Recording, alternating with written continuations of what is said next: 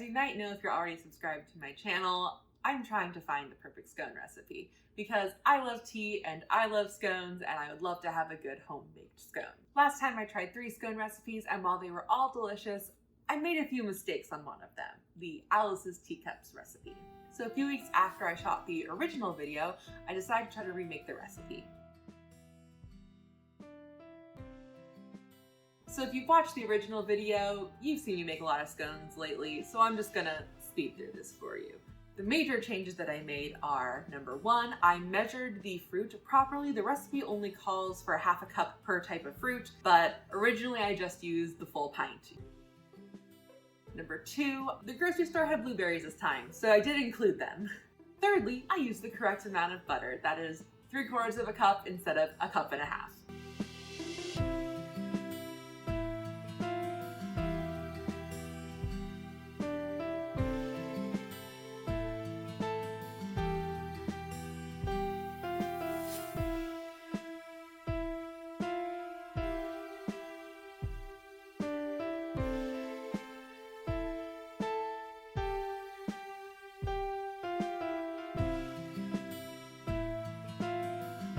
And lastly, last time I didn't have spare heavy cream because I used all of my heavy cream to make fresh clotted cream, which was excellent and totally worth it. You can also watch my video about that. But this time I did buy heavy cream specifically to top the scones with before they went in the oven.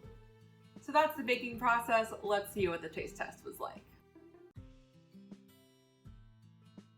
Today we have a redo of mixed berry scones. I'm a lot happier with how they look. They've got very nice shape to them for how much wet fruit is in them. The dough was hard to work with again, maybe even as hard, which means that the butter didn't impact that. Really? It's just a wet dough. I'm so excited for all the fruit I can see. I am so excited to eat these. Oh, it's like still kind of like light and fluffy.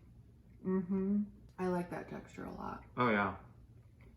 It's still scones this time though. Or it's still a scone, I would say. Yeah. Maybe a little too muffiny. Mm-hmm. I think the issue is how much liquid the fruit brings to it. Mm. It's 2 cups of fresh fruit that's just leaching moisture out. I fail to see an issue. I mean, if this is not what you were going for, there's a good chance you should have been going for this, because this is so good. I mean, I think it's delicious. I just think it's veering into muffin territory too much for me. But you do know that I am, at my heart, a muffin man. Oh my god. Oh my god.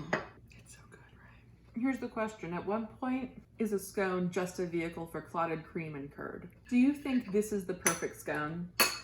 Like I should just stop my journey here? This is the perfect scone? I don't know if there is a perfect scone. This is perfect for its genre, which is a fluffy, muffiny, wet scone. I'm sure there could be a perfect dry scone or spiced scone or something like that, you know? But if you want a scone that's kind of like moist and fruity, this is amazing.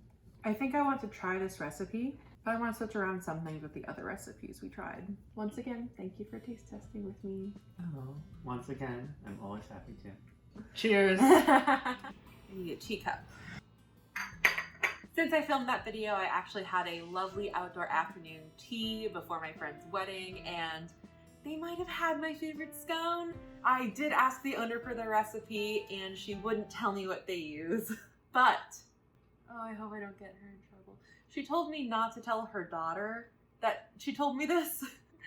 Apparently, the secret to their recipe success, whatever their recipe is that they, and as soon as they said that, I was like, oh my goodness, yes, that makes complete sense.